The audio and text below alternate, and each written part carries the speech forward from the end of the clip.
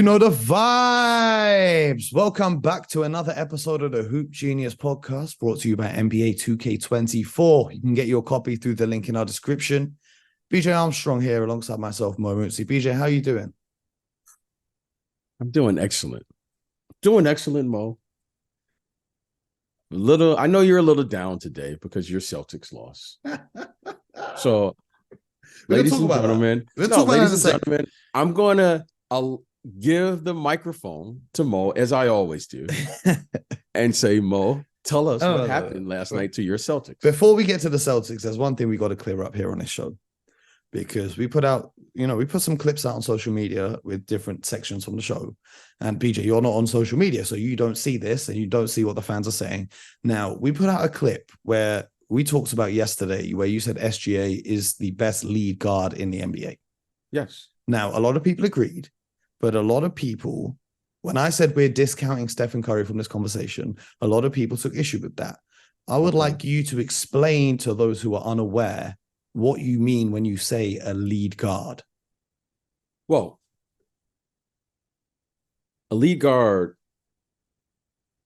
is let's say, the latest version of what traditionally we would call a point guard. The point guard is the primary ball handler.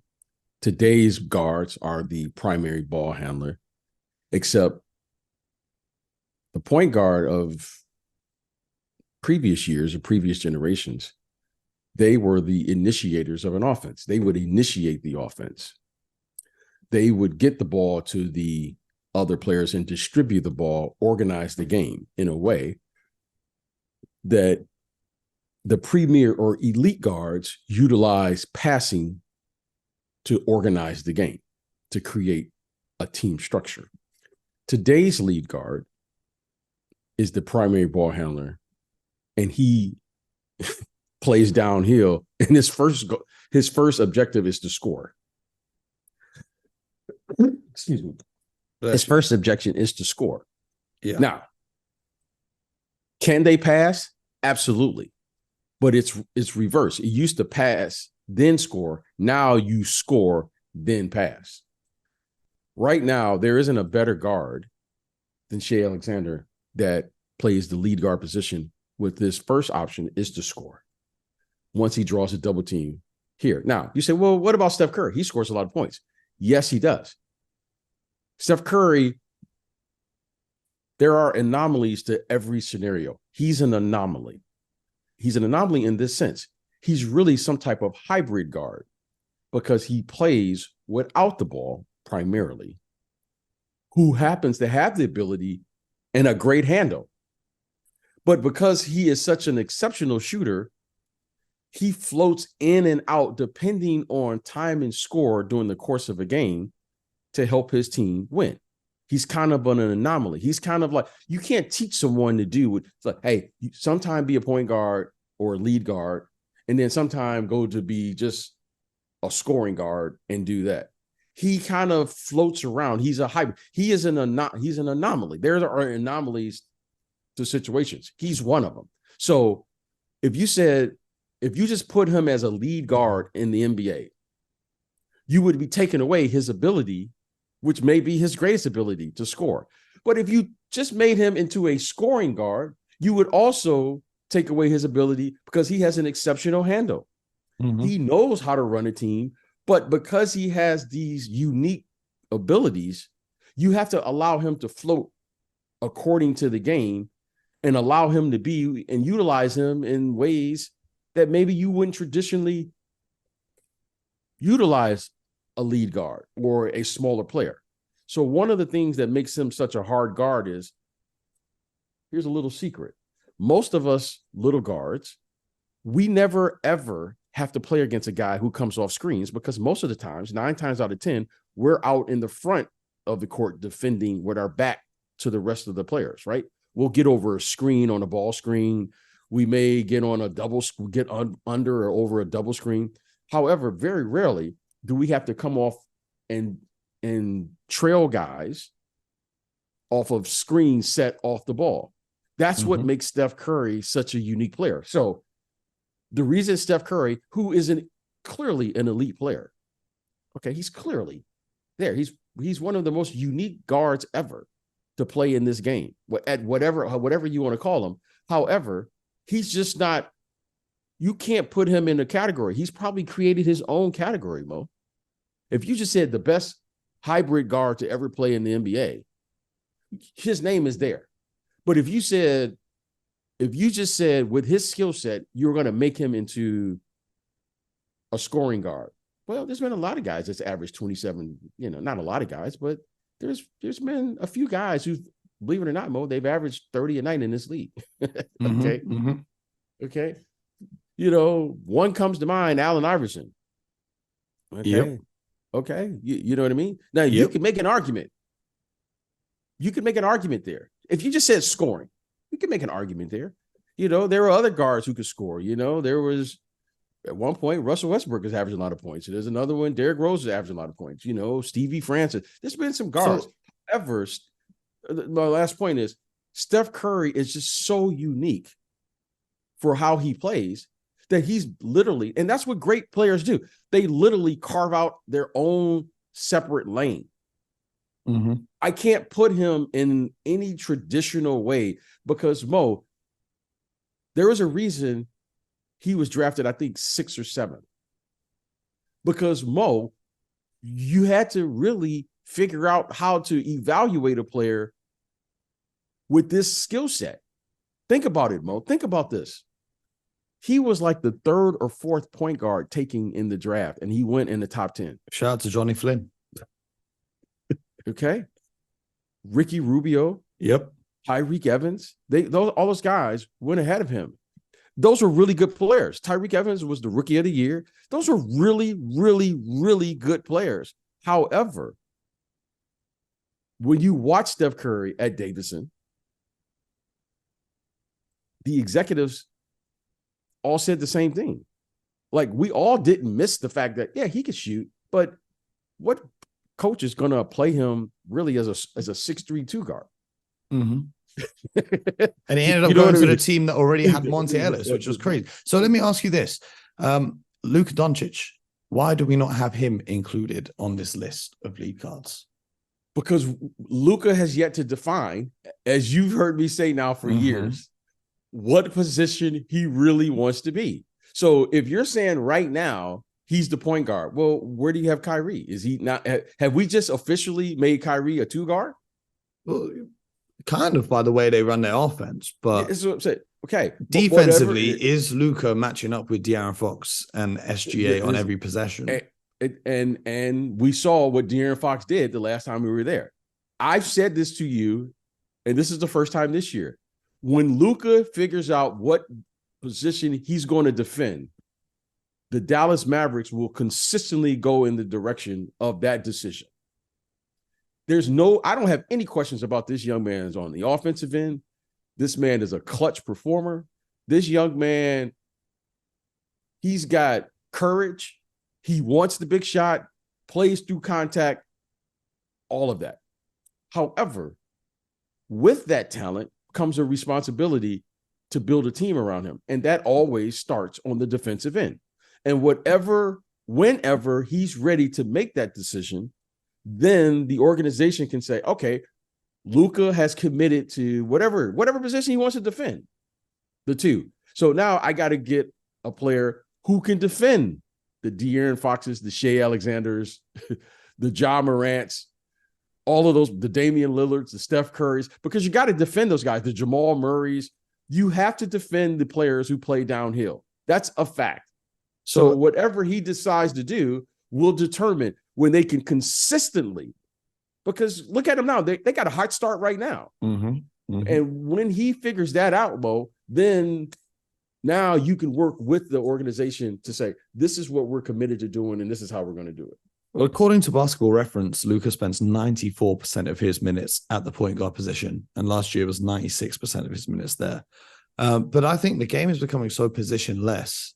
Like, I'd even have LeBron in that same conversation with Luka, because he's the one pulling the strings of the offense, but he's not the point guard. Defensively, he's not the point guard for sure. So the lines are becoming very blurred on they're becoming blurred. Sorry to cut you off here, bro. It's all good. But I want to say this. The lines are becoming blurred. However, they are remaining the same. You just have different players taking on different responsibilities in a way that we traditionally didn't see it, right? You didn't traditionally see the small forward or the 6'8", 6'9" player not outlet the ball. That's what made a player that I played with so unique. Scottie Pippen never outletted the ball. Mm-hmm. Okay. Here's something that's unique. Every coach in this league understands the hardest thing to defend. You know what that is, Mo? Tell me. Player who defensively rebounds the ball and doesn't outlet it. Yeah. Like a Giannis. That's why Giannis. Okay. In our era, there was this guy, believe it or not, his name was Magic Johnson. I mean, Mo, you know what I'm saying? Okay, you've heard of him, right? You know what made him so effective, Mo? Is because he could rebound the basketball himself and push it out. So we're looking at the game going, now the lines are blurred. No, we actually probably did it better than anyone. We had a player who probably did that aspect of the game better than any player in the history of the game. Mm-hmm. So the lines aren't blurred. It's just that we now are mimicking what we know is the most difficult thing to defend. A 6'9" guard who rebounds the ball and doesn't outlet it. That's almost impossible to defend, Mo. That's why they call it Showtime, because it was nothing you can do. There was nothing you could do if he doesn't outlet the basketball. So it's not like the 6'9" guy who traditionally rebounds it has to separate himself from the traffic, get to the guard who gets to the open space, wherever that space may be, then push the ball and then fill the lanes. Mo, he just gets it and goes. Mm-hmm. You understand? So when you see this, and what you're doing now is these coaches are so sophisticated at the NBA level that they're trying to mimic what they know is the most difficult thing. So you mentioned Giannis. That's Giannis. How do you defend that? Did you say Giannis? I said Giannis. No, I said Giannis. Yeah. Or here's an even more difficult one. Jokic. Mm-hmm. We've never seen a 5-man, Mo. So think about this. DeAndre Ayton. So tonight when we play the Denver Nuggets, I have to tell my center position, you're responsible for stopping the progress of the initial ball handler coming down in transition. So what's the first thing we teach our bigs? Run back and protect the rim. The rim. You see, so now, Mo, if you don't stop Jokic, which 9 times out of 10, because you got to run to the shooters, you got to run to Jamal Murray, believe it or not, at the 3. You got to run to Contavious Pope at the 3. You got to, you got Michael Porter Jr. standing out there at the 3. And now the big is like, oh, I'm the one now has to stop the ball handler. Yeah, for like 95% of other teams, they ain't got to worry about that. They don't exactly. So this is what makes Jokic such a unique player. He poses problems that you just don't traditionally see. And it takes some time to get used to him. So players adjust and they figure out advantages within the game. Well, his advantage is he doesn't have to outlet the basketball. Well, that's an incredible thing. Like, I know it's a simple thing, but we need to highlight that because that's his advantage. That's the Denver Nuggets advantage. They never, ever have to worry about the primary ball handler. He's a 5. I don't know any 5s that have the ability to pick up full court. Mm-hmm. Okay? Yeah. It's just something Brook Lopez, when he goes to practice, he's not worried about playing 94 feet defense on the guy he's guarding tomorrow night. Now, he's going to work on the post defense a little bit, maybe closing out because the guy may hit a couple threes, but he's not working on, okay, I got to pick up at half court to stop the ball. Yeah. Okay. So now that that's cleared up, my Celtics. Yes. Monday night league pass against the Hornets. What a game it was, first and foremost. Fantastic basketball match. Celtics lost in overtime. Jason Tatum had the chance to really put it away, but he missed the third of his 3 free throws at the end of the game. I mean, these things happen. The thing about the Celtics now in the regular season, I still think they'll coast the regular season, All 3 of their losses have been on the road, I believe. And all of them, all the 3 losses, I think 2 were overtime. And the only one in regulation was like a 1-possession game against the Timberwolves, right? And then a lot of this is like the late game offense is still something that they need to work on. You can see this problem is still the same as last year. I think part of that is Mazzulla still being a young coach and not having the best late game strategy. But I mean, it is what it is. You're not going to win every game in a season. And more than that, I want to talk about the Hornets and how well they're playing. Like LaMelo Ball in his last 8 games has been putting up all NBA numbers. He's averaging like over 30 points, like 7, 8, 9 rebounds. Some games he's hitting double-digit assists. He's playing fantastic basketball. The one player as well that I said at the start of the season to keep an eye on was Mark Williams. And he's been playing fantastically as well. Especially, in terms of using his size advantage to offensive rebound, defensive rebound, block shots. What do you make of the Hornets in recent games? Well, I'm a huge fan of the coach up there. And what do I make of it? They've had some off-court issues that are well documented that we don't need to revisit here, right? Yeah. They've had some things that they've had to overcome. I mean, one thing I will say is the fact that Miles Bridges is playing and they're acting like things are normal is insane to me. But let's get back to the basketball, because I just think it's crazy that he's out there on NBA court. But that's just me. I don't know what the rest of the world is thinking. That's just my opinion. Right.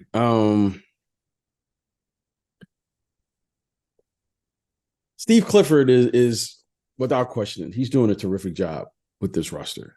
Okay. He has these guys playing a winning brand of basketball, even though they don't have a winning record. He has them playing the right way. LaMelo Ball has taken a step this year. He's consistently playing at I would say a very high level right now. Okay. He's playing at a very, very high level. Yeah.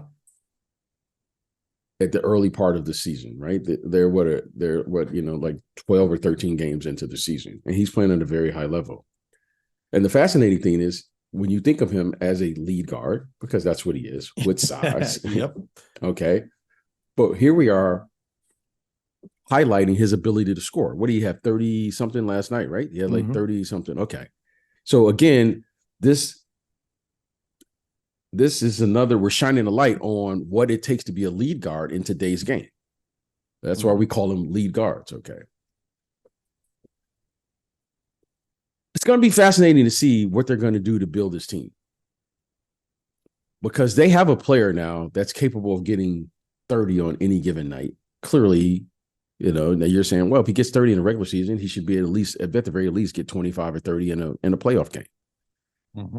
I think they've had a couple play-in such scenarios or something since LaMelo has been there, right? They didn't get in, but a couple of like the last game of the season or something. They're knocking around. They're knocking around. Okay. So now it's important to see, can they now put together a group? I think they have I think Coach Clifford is the right guy for this job. And the reason I say that is because you're seeing the young players thrive, right? You're seeing the young players, the Williams kid, who reminds me of a former Celtic great, Robert Parrish. He reminds me of Robert Parrish. He reminds me of a young Robert Parrish. Okay. What makes you give that comparison? Because the game is not too fast for him. Like, he's not like what I would say. He's like an extreme athlete, right? Extreme athlete like a Shaq or Akeem Olajuwon or something. But he plays in the flow of the game. Like, to me, it's like, oh wow, like he's figured out how to play in the game, because LaMelo plays at a pretty, he really pushes the pace. He does a really nice job. LaMelo does, of throwing the ball ahead, throwing over the top of the defense because of his size. He really does a really nice job of doing that. And now the Williams kid has figured out how to play with a great talent. LaMelo's a great talent. Okay, he's a big guard, and now he's beginning to play like we want to see young players. We want to see, let's take the talent and the potential off your name and now do it in a way that's consistent. And he's doing that. We've always known, he'll show you glimpses. Now, Mo, and what I mean is he's consistently now saying, I'm a 30-point scorer, and this is what I do. Mm-hmm. So this is great to see for him. Okay. So now that he's taken this step, the other guys are filling in around it. And you're seeing now that's a lot of responsibility because he is, Mo, the primary ball handler. Mm-hmm. Okay. But I love this. It's one thing that I really looked at last night with them. I said, if Brandon Miller and him are your guards at the 1 and the 2, you've got height at that position. You've got size at that position. So that to me showed me last night. And because, Terry wasn't playing, right? Terry Rozier. Yes. Terry Rozier, scary Terry. So now I'm looking at their size going, I can build around that, Mo, because both of them are, LaMelo's he's like an elite athlete at his size at that position. So I was looking at things going,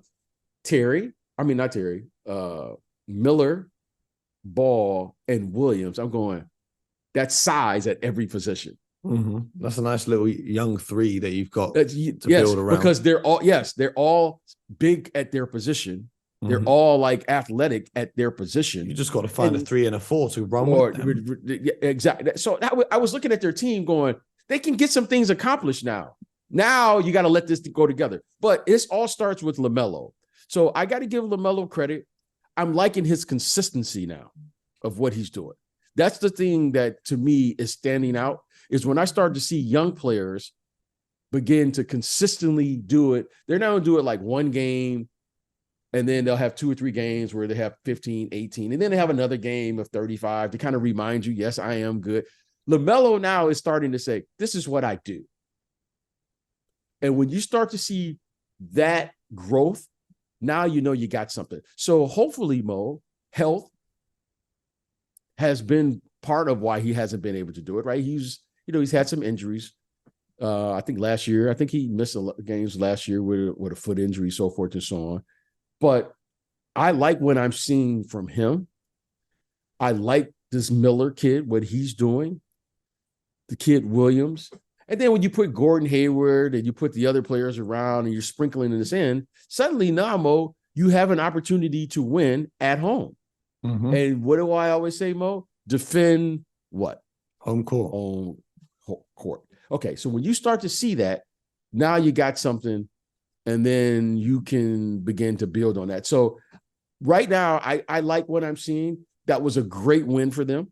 Clearly, the Celtics, at the least the part of the season, by the record, they're the better team. But that was a great win, a confidence builder, and it just lets you know the potential that they have.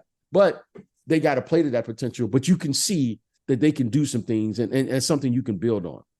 So another name that appeared in the comments of the post about the best lead guard in the league was Damian Lillard. And so I wanted to, on this episode, play a game of Would You Rather. So if you were building a team today, would you rather have these players instead of Damian Lillard? So now, are we talking about Damian Lillard's body of work, or are we just talking about Damian Lillard right year? Now? Okay, right now. Okay. You're building a team right now. We're taking accomplishments, history, everything off the table. Okay. Right now. Damian Lillard or Trae Young? Damian Lillard. Damian Lillard or LaMelo Ball? LaMelo. Damian Lillard or Jalen Brunson? Oh, that's it. Damian Lillard. Right now. Jalen Brunson. Damian Lillard or Tyrese Halliburton? Halliburton. Damian Lillard or Tyrese Maxey? Yeah, Maxey. Damian Lillard or Kyrie Irving? Damian Lillard. Damian Lillard or gilgeous-alexander? Oh, come on. I got to let them know, you know. It's only one. It's only one name that I wouldn't answer in 0.01 seconds. And that's De'Aaron Fox. De'Aaron Fox over Dame Lillard and Shai Gilgeous-Alexander over Dame Lillard. Yeah. Now here's the thing. All those players that you name, really, there is no, you know, it's kind of like being in the draft. If you said in the draft, I'm going to get either Damian Lillard or Kyrie Irving, just let that ball fall to me. Yeah. There's no bad option, right? But it's okay. If you said Damian Lillard or Tyrese Halliburton, just let that fall to me. Okay, that's how I really feel about it. Because, and the only reason I picked certain players over the other players, it wasn't because I thought they were better players, or I thought they were better players than Damian Lillard. It's unique to have to build around a player. And to me, it's very difficult. That's why I respect what Bob Myers and the Warriors have done. Mo, it's really hard to build around a hybrid caliber player, because you have to build around other players who are non-traditional players in order to take advantage of that hybrid player, a la a Draymond Green, a la a Klay Thompson in his prime, where Klay Thompson was defending one. How many twos could actually defend the ones and the twos and the threes? You got to find starter caliber players like Andre Iguodala to come in to provide this level of flexibility that's needed. You can't have a traditional big to play with the hybrid player, because if you take away that player's ability to drive to the basket because that guy's posting up, you take it. So it depends on all the rest of the team. But this is like there's an empty team sheet. The first it's an empty team sheet. So Tyrese Halliburton, like Mo, he's a traditional guard in a sense who happens to have the ability to score. So this is what makes it unique. So I'm always looking at the team, because clearly, I want to say this here. Clearly, I would take Damian Lillard every day of the week, twice on Sundays. All of those players, if I could just start any team with any of those players, bring it. However, it is easier, in my opinion, to build around a traditional guard who has a definitive role. Like, he's a scorer. He's a passer. Okay, but when you start building around versatility, suddenly, Mo, if he's the only one that's versatile, the other players won't complement one another. So Damian Lillard, what is his true ability? He's a scoring guard. He's probably he's one of the most unique players outside of Steph Curry, because he's a scoring guard who happens to play the lead guard role. And that's what makes him unique. And that's what makes him an outstanding player. So one last thing before we wrap up today's show. We thought that Victor Wembanyama would be the first one to bring back the skyhook. But the other night, Jimmy Butler, he said, I'm in a 3-point shooting slump right now, so I got to get the skyhook going. And he shot a skyhook in the game whilst shouting the word skyhook, which I thought was fantastic. Do you think Jimmy can add this to his bag as a regular weapon now, or do you think that was just a little one-off? You know, Mo, I was just talking to my dad the other day, and we were talking about Wilt Chamberlain. And my son, my oldest son, who's 23 now, he was talking, and me, the other day we were at the soccer game, as you know, Mo. You were kind enough to allow me with my youngest son. He was at his soccer game, and all three of us were sitting there during this 3-game soccer game, where, you know, you guys call football, the game for our youngest. And then my oldest son says to my dad, he goes, "Hey, Grandpa, who's the greatest scorer you've seen?" You know, it's kind of like, you know, sports is kind of, you know, it's our bonding thing in our house. And he goes, "Hey, I saw a guy one year average 50 points a game." And my son goes, "Who? That's impossible." He goes, they weren't shooting threes back then. How could he average 50 a game? And it was great. And I'm just listening to this conversation. And he goes, I saw Wilt Chamberlain one year average 50 points a game. Mm-hmm. So my son promptly does what all kids do today. They look it up on Google. Mm-hmm. And he was like, oh my goodness, you're right. Did you see him play? And my dad was like, yeah, I saw him play. So we started talking about the Big Dipper. Okay, please look this up. And that was the shot that he was famous, which was basically a finger roll because in college they had banned like dunking. Yep. That was because of Kareem, right? They banned dunking. That was because of Kareem, yes. But Wilt, he was laying the ball in. Okay. And then he said, but the greatest shot and move I've ever seen was the sky hook. Mm-hmm. So we were talking about the sky hook. Now, Mo, one of my things, I pretty much accomplished everything that I wanted to accomplish, which I feel very fortunate to say this, like by playing in the NBA, right? That was a dream. But one of my ultimate dreams was I wanted to see the sky hook live. Mm-hmm. And my rookie year, Kareem retired. Oh man! I just wanted. Oh yes. Man! Yeah. Kareem retired. Right? He retired. He retired in the 88-89 season, and I came in the season 89 and 90. Yeah. So I miss seeing it live. But I would always ask. Maybe we'll have some of our, because Mo, as you know, I'm really a big guy trapped in this little guy's body, and I used to always. I would always ask, in particular, and I hope he doesn't mind me sharing this story, Bill Cartwright, what was that like? Like, what was that like guarding Kareem?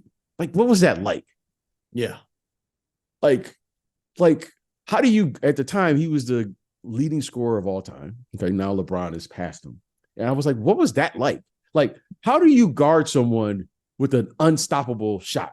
Like, Mo, like, I've never gone into a game and saying, I didn't have a chance. Not that I would stop someone. I just felt I always had a chance to do something. But what is that like going into a game where this guy has a shot that's literally unstoppable? Yeah. And these are the questions we have on the back of the bus. And the only way to stop it is if you're as athletic as Wilt Chamberlain to jump and meet the ball at the summit of its arc, which is for 99% of humans to ever exist is never ever going to happen. Right. So, and Wilt Chamberlain said that was the first time I've ever seen a shot that I knew I couldn't stop. He got a few, but he got a few. Everybody's got to get a few, but the guy scored 38,000. I don't know anyone else who got a few though. Yes, only Wilt. Well, I think Ralph Sampson and these guys, these guys, there's been a few guys. However, I said, so this would have been a great pot. So Bill, but these are the conversations I would be asking guys, So Bill said, this was the first time that I learned that I had to play defense at like half court. Yeah. Because if I met him in the paint, it was already too late. So he was the first guy to say, when you respect someone so much, you have to respect them before they get to where they're going. So if he's going to the box, and he was the one who introduced me to this term. I can remember it just like yesterday. He said, I had to get my work done early. You tell me that. Get your work done. Get your work done early. So I was like, I remember I was a young guy. I was like, what does that mean? He was like, okay, this guy's going to touch this ball 30 plus times on the box. Why am I just going to wait for him to get to where he wants to get to? I got to get all my work done early before he gets there, because he was so good. Once he got there, it was already too late. Mm-hmm. He was like, BJ, he was just unbelievable, the touch that he had and his ability to play through contact. And that's the one thing, Mo, that I think we probably don't emphasize anymore as far as the teaching of today's game. You'll see players like Luka Doncic, for instance. Mm-hmm. Luka Doncic has mastered the art as a young player of playing through the contact. Mm-hmm. Like, Mo, it's really an art. Like Giannis, Jokic, some players learn how to play. He said Kareem, BJ, he had a base that was unbelievable. He said, because he was basically a thin guy, He said, but when you looked at his legs, he said, I couldn't believe how big his legs were, how strong he was to be able to maintain his balance on the post and play through the contact. He was like, BJ, it wasn't like we didn't know he was going to score.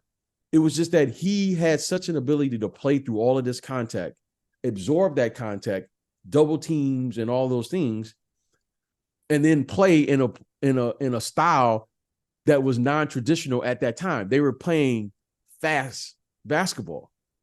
He was like, BJ, it was like one of the most unique things because it was counterintuitive to what you were playing. He said, so it wasn't like they were a slow down team and I could actually meet them at half court. He said, because being a 5-man, what's my first job is to protect the rim. So I go back and protect the rim, and then here comes the big man. So he was like, it was a master system of play because it forced you to get down there. And then once you got down there, it was too late. So he was like, they were actually running 2 different offenses every single time. Showtime, which was get up and down, get a layup. And then when the layup didn't happen, here comes the big fella lumbering to the box. So it was great to learn why he was so good. And he said, BJ, you don't realize how big his hands were so that he could control the ball with one hand. He said, BJ, we did everything we could. But you got like Kawhi Leonard probably is the only player that comes to mind immediately that probably can consistently play with the sky hook because he has big enough hands to control the ball with one hand.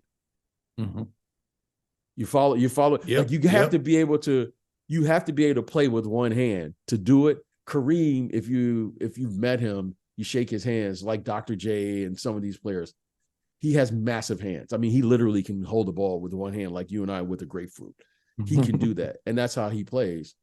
And that's one of many reasons. With the obviously he had a great understanding of the game.